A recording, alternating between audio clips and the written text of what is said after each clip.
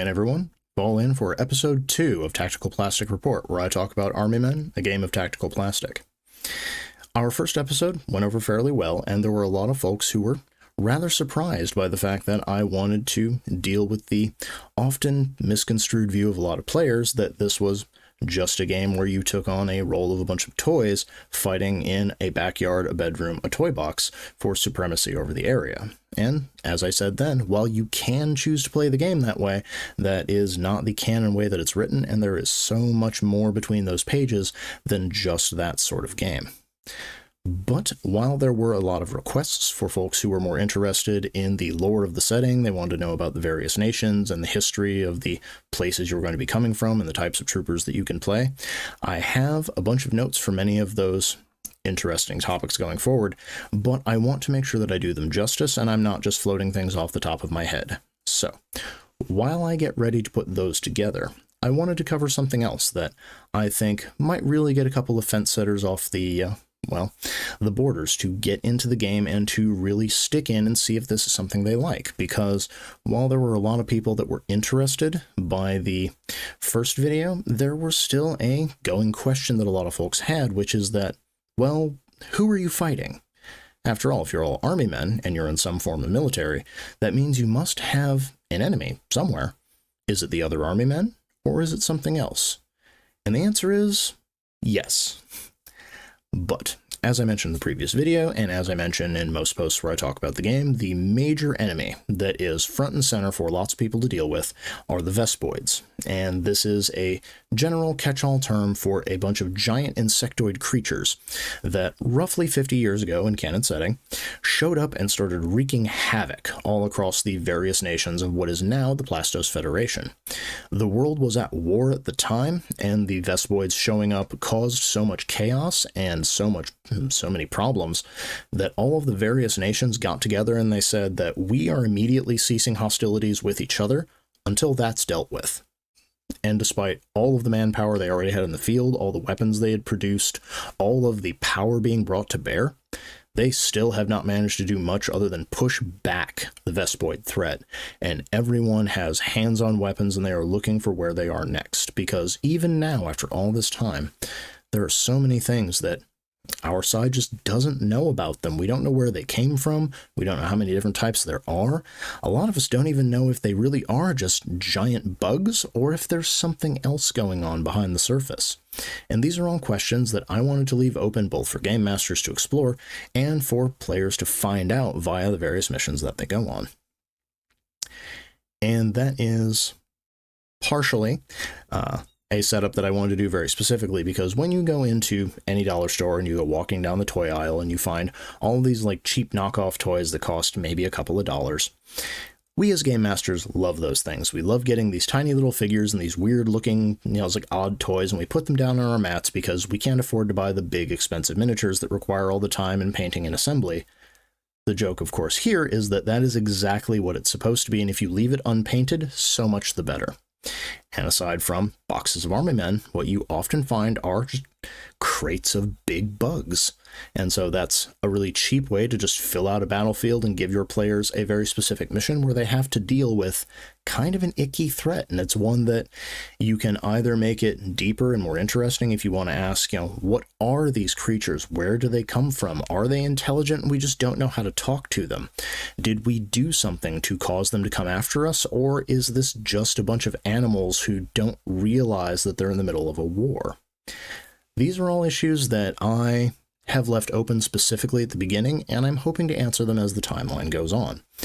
And while it is entirely possible for you to run a full Army Men campaign with just your squad going after groups of Vestoids, whether it's taking the fight to them and attempting to destroy their hives and to push them back into the wild frontier, or if you want to protect various towns and cities against incursions from these creatures, there's more than enough for you to do that. And for folks who have been playing Space Marine 2, if you've got an itch to go after Tyranids, there's a lot of high-level threats in this game that'll really let you get that feel of playing an Imperial Guardsman.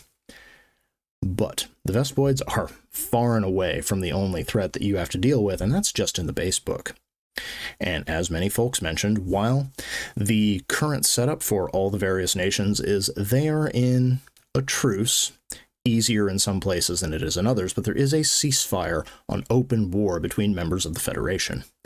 That doesn't mean that there aren't other factions you are going to have to deal with as troopers who may be tasked to keep the peace somewhere. That may be gangs taking over certain areas of cities, and if there's no police force, or if you come from a nation where the military is the police force, this is now your problem and you have to deal with it. And this could be a sort of block war Judge Dredd style setup where it's you versus them, out in the streets. It could be a very cops and robbers sort of setup if you're in another nation where there are rules and laws and you have to do investigations and you have to get witness testimony and you have to collect evidence, depending on what sort of general feel you want to go for when it comes to your game, and if you want more of a mystery setup or if you want more of a kick in the door and keep shooting until one side wins kind of game. There's also the option for deserters, war profiteers, all sorts of groups who, while they are not part of an official army, they may be the problem of the official army, and as such, you and your squad are the ones who are going to get tagged to go deal with it. Beyond those two threats, though, both of which are in the base book, we do have a couple of expansions that have come up. For folks who have not checked out Army Men Threat Assessments, it was the first supplement we put out, and it came out less than a month, I believe, after the official core book dropped. And this book is just full of additional creatures, additional weird things for you to throw at your players, and a lot of it leaned very heavily into a preview for what I was hoping to do for a bigger expansion going forward, which was going to be Army Men Weird War. Because while we had our very standard book, which was very flexible and gave you a lot of the bare bones, I wanted to move into some of these stranger options. And when I think of stranger options and I think of a World War II style setup, as many Army Men are, I think of those films we saw in the 1950s and 1960s where lab experiments go awry, where there's all of the research being done during major conflicts, where you're trying to invent new weapons, you're trying to reverse engineer things that the enemy has made. And in this case, we have a lot of scientists who are trying to figure out, what are the Vestoids? Where do they come from? They're trying to build new weapons. They're trying to cross a lot of ethical boundaries that maybe ought not to be crossed in the name of winning this war. And there's potential for just some odd enemies if you want to deal with robot troops gone wrong, if you want to deal with Vestoids that have been mind controlled by various scientists, but the device has gone awry and now they're just going haywire. There's aspects of that you can play with. But there are also deeper, more disturbing things if you want to make this much more of a sci-fi horror game, with the extra tongue-in-cheek aspect of you are still a bunch of living plastic people in a living plastic world, which might make the horror that much worse when you realize that there may be some science projects where the bodies of dead soldiers are being resurrected and put back on the battlefield with their faces wiped clean and their identities gone, with the question of, are these people you knew? And were you defending the base where this was happening? But beyond those, we also have other weird things that are coming in from outside the Federation, which could be giving a lot of note to what is going on in the expanded world beyond those borders that may be far and away above your clearance for just being a standard grunt infantryman. And there's references to both aliens, because again, when you're going down the dollar store aisle, what you find in the toy section is a lot of weird little alien figures. So why not put them to work? And in addition to aliens and their flying saucers and all of their very hokey 1950s and 1960s tropes, we also have strange pieces of technology that have been found dotted throughout the setting. Sometimes it activates, and when it does, it creates a huge problem. And even if they manage to subdue these very aggressive robots, they self-destruct in a way that is extraordinarily damaging. So there's a lot of curiosity among the military scientists who want to get a hold of this technology. They want to understand what it is, but they also acknowledge they have no clue where it comes from. They don't know what powers it. They have no idea how its weapons work, but they are trying to reverse engineer it. And when that happens, those experimental weapons might go into the hands of some of their troopers. That could turn the tide of the war, or it could lead to a lot of undiscovered things coming out of the dirt where it's wondering why there's an energy signature there where there shouldn't be one. But in addition to giant insects, other factions of army men, and weird alien nonsense, we do have a fourth type of enemy and a fourth type of threat that folks may have to deal with, and honestly it was one that people asked about the most while we were making this game. It is probably the most asked question, and it was one that every time we answered it always got a big smile and a lot of enthusiasm from the person who'd asked the question. And some of you out there watching this are probably wondering it right now, and it's that, are there dinosaurs in the world of army men? And the answer is yes. Yes, there are. The stats for all the standard dinosaurs you'd expect to find in Dungeons & Dragons are in the base book. They're right in the base bestiary. You don't have to buy any expansions. You don't have to do any extra weird stuff. And if you happen to have a bunch of plastic dinosaurs sitting around your house, you can throw them down on the map right now. While dinosaurs are not native to the area of the Plastos Federation, it is made fairly clear throughout the base book that the Federation only extends so far, and beyond their borders, there's no telling what's out there until we extend the map and we officially canonize where things are and what can be found out in that unmarked place.